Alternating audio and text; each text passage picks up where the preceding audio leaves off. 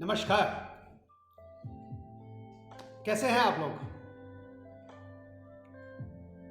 एक कहावत है। आप कहेंगे मैं कहावतों की बात करता हूं, लेकिन वहीं से बात निकाल लेता हूं मैं अपनी। तो एक कहावत है, When in Rome, do as the Romans do। बड़ी ऊंची कहावत है साहब। अब पता नहीं इसका तथ्य क्या है, कहां से ये कहावत निकल के आई, लेकिन हो सकता है जूलियस सीजर के ज़माने की बातें हों कि जब रोम में हो वहीं जैसे बन के रहो, और अगर आप नहीं बने तो भाई फिर कुछ भी हो सकता है। तो प्रॉब्लम वहां आती है जबकि आप रोम में हो और आप बिहेव करें चाइनीज की तरह से। मतलब आप एक जगह पर हो लेकिन आप वहां की तरह से नहीं, दूसरी तरीके से बिहेव करें, वो है प्रॉब्लम। तो बात यहां से शुरू होती है कि साहब हमारे पड़ोस में एक सज्जन रहते हैं, उनका नाम है ओंकार नाथ दुग्गल। अब प्यार से लोग उनको सब दुग्गल जी कहते हैं। बड़े बढ़िया इंसान है, कभी मिले तो आप देखिएगा, बहुत ही बेहतरीन इंसान है। अच्छी बातें करते हैं, आइडियलिस्टिक हैं। कहने को तो यूं तो साहब अगर उनकी जड़ खोदी जाए तो वो कहीं से लाहौर से पार्टीशन के समय पर उनके परिवार वाले आए थे, लेकिन फिर यहां पर बस गए। उनके बच्चे हुए, 2 बेटों को उन्होंने अमेरिका भेज दिया सब पढ़ने। एक न्यूयॉर्क शहर में रहता है और एक पहुंच गया साहब बॉस्टन। अब दुग्गल जी भी भाई बच्चों को प्यार करते हैं, तो लगाए अमेरिका चक्कर लगा। बच्चों ने बुलाया कि साहब आइए। तो दुग्गल जी मेरे ख्याल से 4 या 5 बार तो अमेरिका हुआ है पिछले 30 सालों में। लेकिन मजे की बात यह है कि वो अमेरिका जाके तो ये सीख गए कि When in Rome, do as the Romans do। और अमेरिका की तहजीब भी सीख ली उन्होंने, वहां की भाषा भी सीख ली। उससे ये पता चला जब यहां आए तो सलाइन को बोलने लगे सलीन। भाषा बदल गई साहब, उनका प्रोनाउंसिएशन बदल गया, और उसकी परवाह नहीं थी हमें, उनके विचार बदल गए और आइडियलिज्म आ गया और सफाई पसंद और ये पसंद, मतलब टू द एक्सटेंट कि प्रॉब्लम होने लगी साहब। अब सवाल यह है कि दुग्गल जी हमारे बेचारे क्या करें, उनको हर चीज हर जगह गंदगी नजर आएगी साहब। ये गंदा है और ऐसा है, ये कर देना चाहिए, और समझते नहीं है लोग, और तहजीब नहीं है बिल्कुल। अमेरिका में देखो क्या होता है। अब ये बातें कहां तक रास आती हैं। किस्सा ये हुआ कि एक दिन साहब कार में जा रहे थे, बड़ी बढ़िया गाड़ी है उनकी, सब इंपोर्टेड बच्चों ने दिलवाई उनको, 5 पहिए वाली, वो चक्र वाली। और जनाब यही पास में एक चौराहा है जहाँ पे कि लाल बत्ती जब देर तक खड़ी होती है, गाड़ियाँ खड़ी होती है, तो वहाँ पर वो भीख मांगने के लिए बच्चे आ जाते हैं। अब दुग्गल जी ने जब देखा तो उनसे सहन नहीं हुआ। तब अभी हाल ही में अमेरिका से लौटे, महीने भर पहले। उन्होंने खिड़की का शीशा नीचे किया, वो बच्चा खड़ा हुआ, बाबूजी। दुग्गल जी नाराज हो गए। वो लड़का रहा होगा कि 10 साल का। दुग्गल जी ने शीशा नीचे खोला, इधर आओ, अच्छे लगते हो भीख मांगते हुए, पढ़ाई क्यों नहीं करते हो, जाओ पढ़ाई करो। अब वो बच्चा इधर उधर देखने लगा, पढ़ाई करे, वो भीख मांग रहा है, वो पैदा वहीं पर हुआ वो। बहरहाल दुग्गल जी ने उसको अड़का लिया, पैसा देना तो दूर, डांट और पिला दी उसको। अब बच्चा कहाँ सुनने वाला। बहरहाल जैसे ही हरी बत्ती हुई, वो बच्चा कूद के गाड़ी के ऊपर आया और उसने उनके दोनों वाइपर गाड़ी के यूं खड़े कर दिए अमेरिकन फ्लैग की तरह, और मुस्कुराता हुआ भाग गया। दुग्गल जी मन महसूस कर बैठे रहे, शीशा नीचे भाग गया, ये कर गया। क्या करते, पीछे से गाड़ियों ने हॉन्क करना शुरू किया।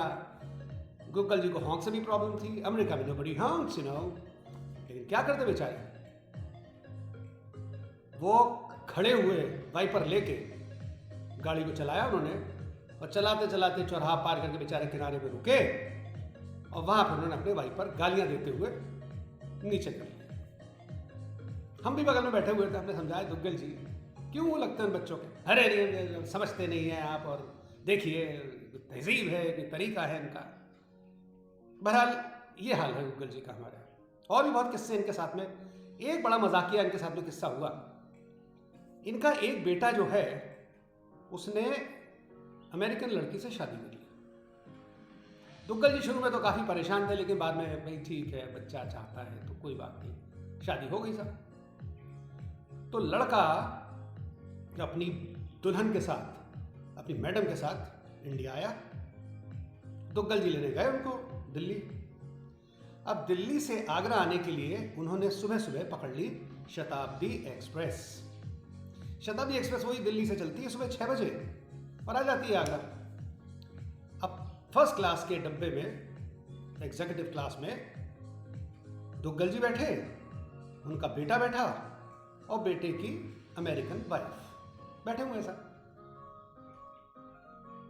बातचीत करते रहे, सफर शुरू हुआ।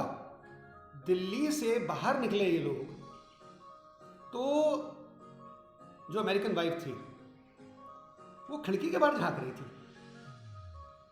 तो खिड़की के बाहर झांकते झांकते उसकी निगाह बगल के खेतों पे पड़ी। अब सुबह का टाइम, हिंदुस्तान के खेत, आप तो जानते ही क्या होता है। वहां गांव वाले अपने बेचारे लोटा लेके बैठे रहते हैं, सोशलाइज भी करते हैं, बातें करते हैं, दिनचर्या अपनी डिस्कस करते हैं। तो उनका लिविंग एरिया ऐसा नहीं रहते। तो सुबह सुबह लिहाजा काफी सारे लोग वो इंग्लिश मैडम को, अमेरिकन मैडम को नजर आए, मुख्तलिफ दूरियों पर बैठे हुए। और जिस तरह से वो बैठे हुए थे वो देखकर वो उनकी कुछ समझ में नहीं आया एक्चुअली कि ये कर क्या रहे। तो वो थोड़ी उत्सुकता में उन्होंने अपने पति से कहा, व्हाट आर दे डूइंग, क्या कर रहे हैं ये लोग? अब पति की समझ में नहीं आया क्या बोले, भैया क्या क्या बोलूं मैं इसको कि क्या कर रहे हैं लोग। उसने दुग्गल जी की तरफ देखा, दुग्गल जी भी थोड़ा सक पकाए। अब उनकी समझ में नहीं आया, you know I think you know what, they are doing prayer. Oh, prayer. That's good. You mean they are doing prayer in the morning? In the open area? Duggal ji ne kaha, yes, you know, they do prayers like that. Very nice. What a religious place. I'm so impressed. In the morning while we are sleeping, the people are doing prayers. लिहाजा वहां तो दुग्गल साहब ने अपनी इज्जत को बचा लिया। बात रफा दफा हो गई। अंदर उनको काफी अफसोस हुआ कि साहब ये क्या है तरीका। ये फिर एक बार एक किस्सा हुआ साहब, अब की बार हम फंस गए उनके साथ में। किस्सा ये हुआ कि हम दुग्गल जी के साथ में चले गए नैनीताल घूमने। हमारी फेवरेट जगह है सर नैनीताल, हमने पहले भी किस्सा सुनाया था आपको। हमें मजा आता है नैनीताल जाने में, छुट्टी मिलती थी हम चले जाते थे, भैया आगरा के पास में था अपना चले जाते थे, अच्छा हिल स्टेशन है। बहरहाल नैनीताल से मैं और दुग्गल जी लौट रहे थे ट्रेन में। तो वही काठगोदाम एक्सप्रेस चलती है।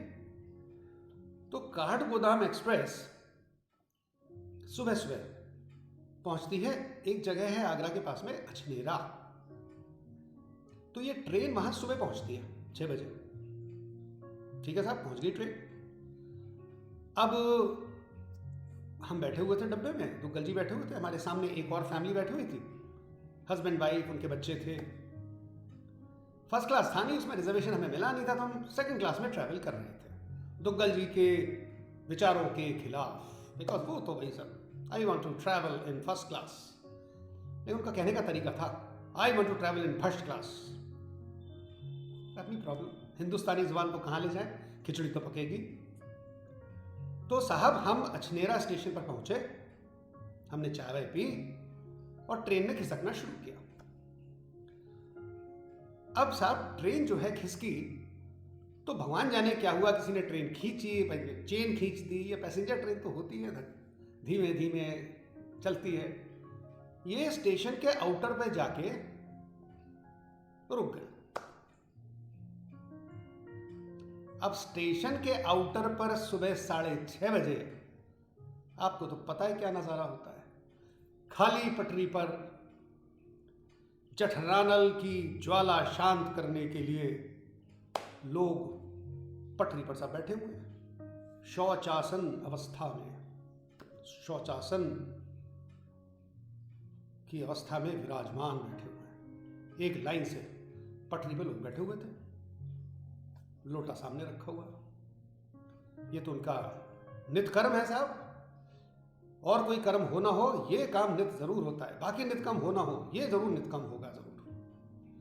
बैठे हुए साहब। अब किस्मत का मारा हमारा जो डब्बा था वो एक जगह के खड़ा हुआ था। उसके ठीक सामने पटरी पर एक भले मानस बैठे हुए, अपनी दुकान लगा के। अब सज्जन जो बैठे हुए थे पटरी पर, उन्होंने जब देखा सामने डब्बा आके खड़ा हो गया, क्या करते? आधे अधूरे बेचारे, उन्होंने इधर उधर देखना शुरू किया। डब्बे की तरफ देखो ही मत। आप जानते हैं ना शुतुरमुर्ग क्या करता है? जब देखता है खतरा है तो वो अपनी गर्दन को, अपने मुंह को मिट्टी में छिपा लेता है।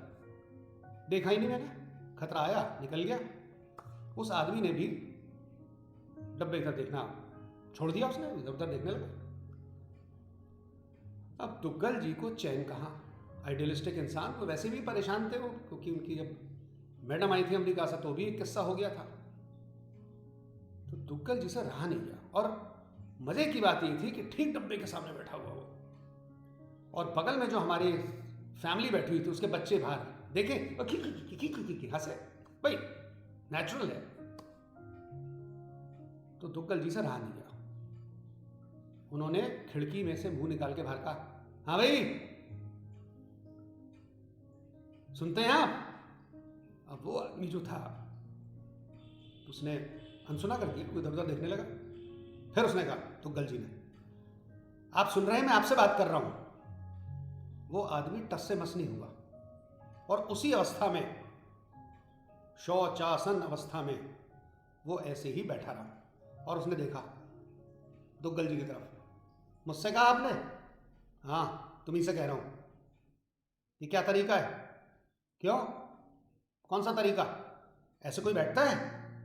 तो तुम कैसे बैठते हो? अब दुग्गल जी तो और सब पका गए। अरे भाई देखते नहीं हो यहां पर फैमिली है, शर्म नहीं आती तुम्हें? अरे तुम्हें शर्म आ रही है तो मुंह उधर कर लो। दुग्गल जी को तो काटो तो खून नहीं। अरे यहां गाड़ी खड़ी हुई है, डब्बा खड़ा हुआ है, और तुम अभी भी अपना डब्बा लेके बैठे हुए हो यहां पर। तो कहता है, मुझे क्या सपने आ रहे थे कि तुम्हारी गाड़ी खड़ी हो जाएगी? अरे मैं तो रोज यहां पर आता हूं और मैं तो इसी जगह पे बैठता हूं, कभी कभी जगह बदल लेता हूं। मुझे क्या पता था? मुझे क्या सपने आ रहे थे कि गाड़ी आके खड़ी हो जाएगी? अब खड़ी हो गई तो मैं क्या करूं? बीच में से उठ जाऊं? उस आदमी को तो शर्म ही नहीं थी। अब दुग्गल जी का तो चेहरा लाल। मैंने उनका हाथ पकड़ा, मैंने कहा, दुग्गल जी कहां इन चक्करों में पड़ रहे हो? उस आदमी को तो शर्म ही नहीं थी। दुग्गल जी ने कहा, आंदोलन कर देना चाहिए और सरकार गिरा देनी चाहिए, हड़ताल कर देनी चाहिए। भूख हड़ताल कोई तरीका है? कोई ये ऐसे कैसे होता है और ऐसे थोड़ी ना होता है? और समझ ही नहीं। हमने साहब बड़ी मुश्किल से बामुश्किल दुग्गल जी को अंदर किया और खिड़की हमने बंद कर दी। मैंने कहा, प्रभु बस ये आइडियलिज्म यहीं तक रखो, जो जैसा है उसको वैसे ही एक्सेप्ट करो। तो जनाब बात ये थी कि जब आप जहां जिस माहौल में रहते हैं उसी माहौल को अपनाइए, उसी तरीके से रहिए। आप बदल नहीं सकते, बहुत अच्छी बात है, कोशिश करिए समाज को बदलने की कि हम सब ये बदलें, लेकिन not at the cost of your mental peace.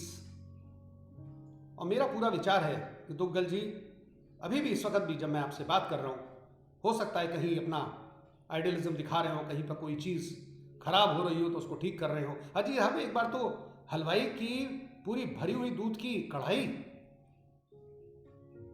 उड़वा दी उन्होंने।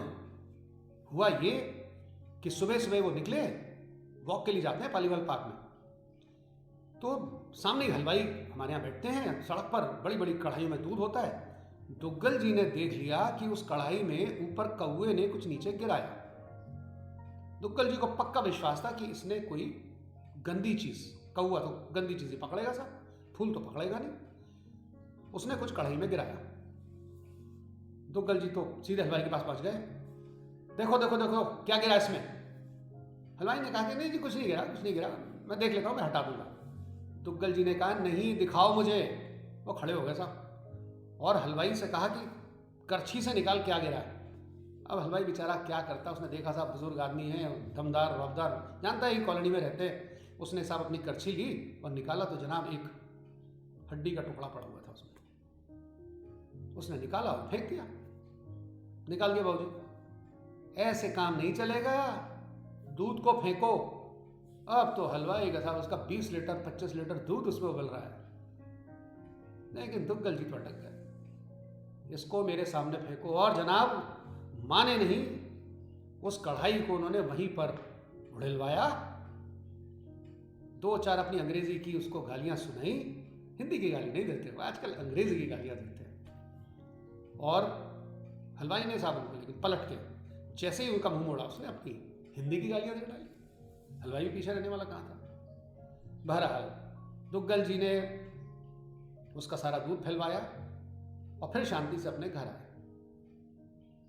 तो हमारे दुग्गल जी का यही हाल है, वो अपना आइडियलिज्म लेके बैठे रहते हैं लेकिन खुद परेशान होते हैं, बहुत परेशान होते हैं। कई बार समझाया उनको, मानते नहीं है। खैर साहब अपनी अपनी बात है, जिसको जैसा ठीक लगे। बट दैट से still goes that when in Rome, be a Roman. When in Rome, do as the Romans do. Otherwise, you will suffer. If you like to become a German or a Chinese or American in Rome, you are in trouble. बस यही बात करने की आपसे। Thank you very much.